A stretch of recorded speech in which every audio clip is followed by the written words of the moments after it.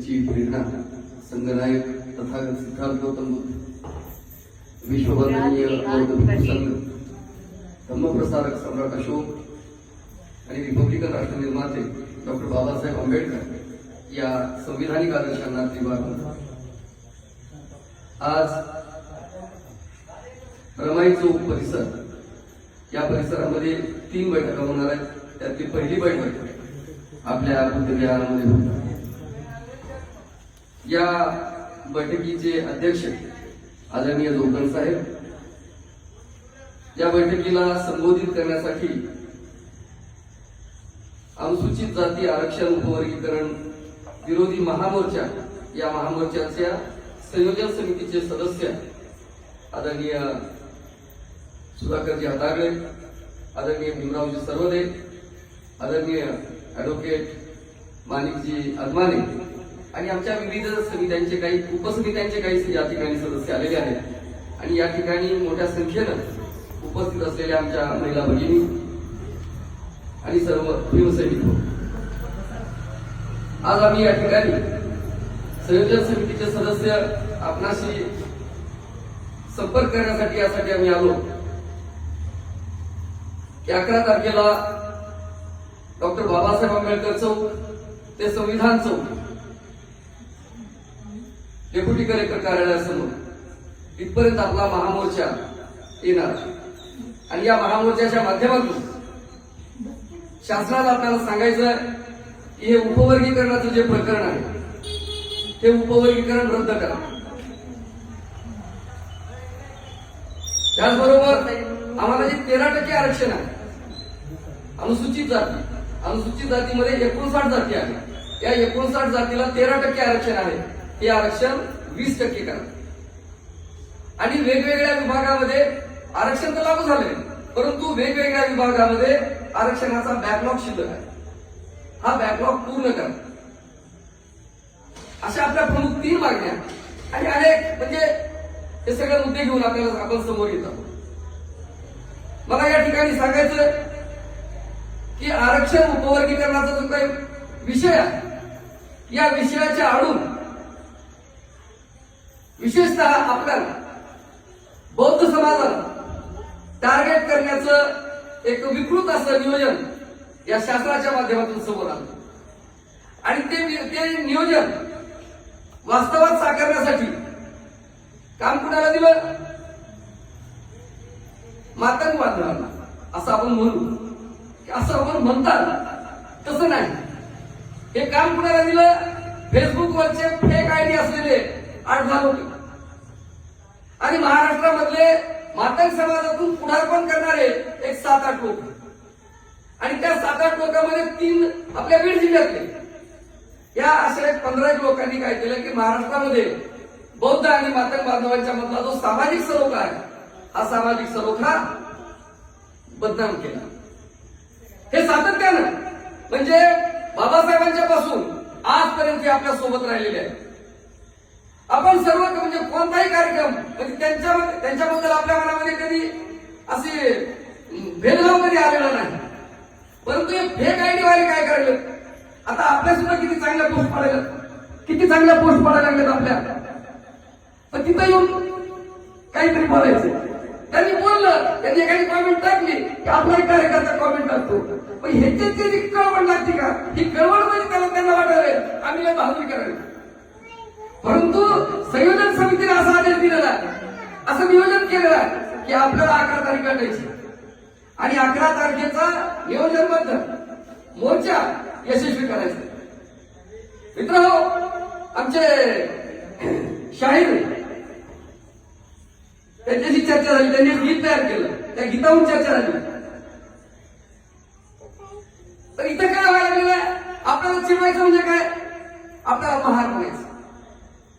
14 October 1956 आम्ही धम्माची दीक्षा घेतली. जात सोडली, धर्म सोडला आणि धम्म दीक्षा घेतली. बरोबर आहे. पण आपल्याला त्यांनी चिडवायचं. कुणी चिडवायचं? जे आजच्या तारखेला धम्मदीक्षित नाही, जे आज ही जातीमध्ये सडत आहेत त्यांनी आम्हाला चिडवायचं की तुम्हाला. म्हणजे ह्या लेवलवर ही चर्चा केलेली आहे. उपवर्गीकरण विषय नाही, जातीचा द्वेष, जाती द्वेष पसरवण्याचा हा प्रकार आहे. मग हा प्रकार कोणी केला? खरोखर म्हणजे जसं की त्यांच्याकडून काय म्हणणं येतं की बौद्धांनी खाल्लं, तर हे खाणारे दुसरेच आहे. आता त्याची आम्ही चर्चा इथं करणार नाही, कारण आम्हाला 59 जाती गोळा करून त्यांचे प्रतिनिधी स्टेजवर सादर करायचे आणि त्यांना सांगायचं की आमचा उपवर्गीकरणाला विरोध आहे. मान तुझं म्हणणं काय ते, याच्यासाठी आम्ही विश्लेषणात जाणार नाही. खाल्लं तिसऱ्याने, मजा करते तिसरे, आणि संघर्ष करतोय आपण याच्यासाठी. आरक्षण, मग ते आरक्षण एससीचं असेल, एसटीचं असेल, ओबीसीचं असेल, किंवा समाजामध्ये जे कुणी ज्याला कुणाला ठेस लागेल त्याच्याबद्दल आपल्या मनामध्ये तळमळ असते, ही तळमळ बाबासाहेबांनी आपल्याला शिकवलेली आहे. आरक्षणासाठी या देशामध्ये संघर्ष केवळ आणि केवळ आपण केलेला आहे. मग या देशातली भाजप असेल, काँग्रेस असेल, यांनी कधीही आरक्षणाच्या बद्दल यांनी काम केलेलं नाही. म्हणजे ओबीसीला मंडळ आयोग लागू करा, याच्यासाठी आपण लढलो. काँग्रेसने कधी मंडळ आयोग लागू केला नाही. मग भाजप म्हणलं, त्यावेळेस त्यांची जनसंघ हे होता, तर त्यांनी म्हणले आम्ही तुमचं लागू करतो. त्यांचं सरकार आल्यानंतर त्यांनी काय केलं, तो काका कालेलकर बाजूला टाकला आणि मंडळ आयोग पुढे आणला. म्हणजे व्हीपी सिंगचं सरकार ओबीसीच्या आरक्षणाच्या मुद्द्यामुळे ओबीसीचं सरकार पाडणारे हे बीजेपी वाले, आणि हे बघायला लागले की मातंग बांधवांचा म्हणजे विकास नाही झाला. आरक्षण विरोधी लोक आपल्यामध्ये जातीय कलह निर्माण करण्याचं काम करत आहेत. या सगळ्या परिस्थितीमध्ये आपल्याला एक भूमिका आपण समजून घ्यायची की डॉक्टर बाबासाहेब आंबेडकरांच्या आंदोलनामध्ये आपण तयार झालेलो आहोत. स्वतः बाबासाहेबांच्या नेतृत्वाखाली आपण तयार झालेलो आहे. आणि बाबासाहेबांनी आपल्याला 26 जानेवारी 14 ऑक्टोबर 1956 धम्मदीक्षित करून या राष्ट्राला अर्पण केलेलं आहे. या राष्ट्राला अर्पण केलेलं आहे. आणि या देशाचे प्रमुख आदर्श समाज म्हणजे बौद्ध समाज.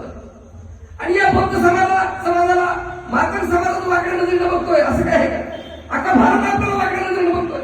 परंतु बाबासाहेबांचे विचार धम्मध्वज, धम्मचक्रांकित निळाध्वज, धम्मचक्रांकित राष्ट्रध्वज याच्याबद्दल विचार करणारे आपण आहे ना. म्हणजे आपल्याला घाबरतात का उद्या हे सत्य देतं काही, तर आपल्याला सत्तेकडे जायचंय. त्या जाण्यात बरं असं काय होतं का बाबासाहेब की आम्ही असं बसत नव्हतो, या निमित्तानं बसायला इतका चांगला आपल्यामध्ये बंधुभाव वाढला पाहिजे. आपण विचाराची देवाणघेवाण केली पाहिजे आणि आपलं येणारं जे काही वातावरण आहे हे एकदम बंधुभावाचं निर्माण करून आपल्याला जे जायचंय या रिपब्लिकन भारताच्या नेतृत्वासाठी आपल्याला जे जायचंय तिकडे आपण निघूया. या वातावरणाचा सदुपयोग करूया.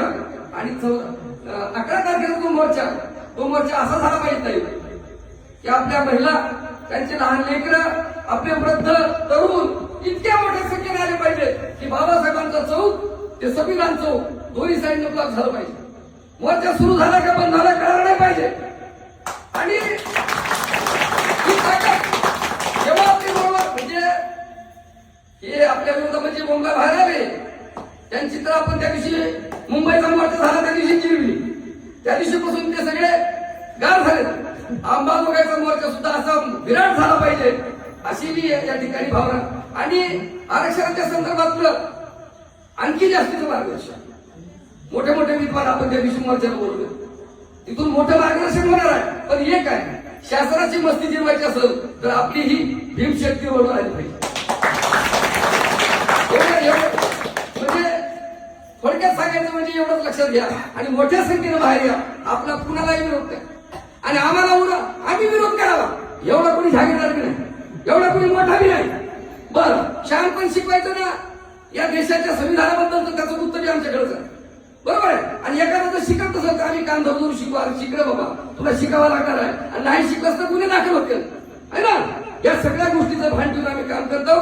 सगळ्या महिलांनी, बांधवांनी आम्हाला या कामासाठी इतकं प्रोत्साहित केलं. हाऊसफुल सर्वने साहेब हाऊसफुल बैठक झालेली आहे. म्हणून आजच्या या बैठकीमध्ये एवढी एक संयोजन समितीच्या वतीने विनंती करतो की आपले सगळ्याचे सगळे एकही माणूस आपल्या घरामध्ये राहायला नाही पाहिजे. सगळ्या आपल्या समित्या काम करायला लागलेल्या आहेत. सर्वांना आपण कामाला लावलेला आहे आणि सगळे मिळून आपण यशस्वी होणार ना.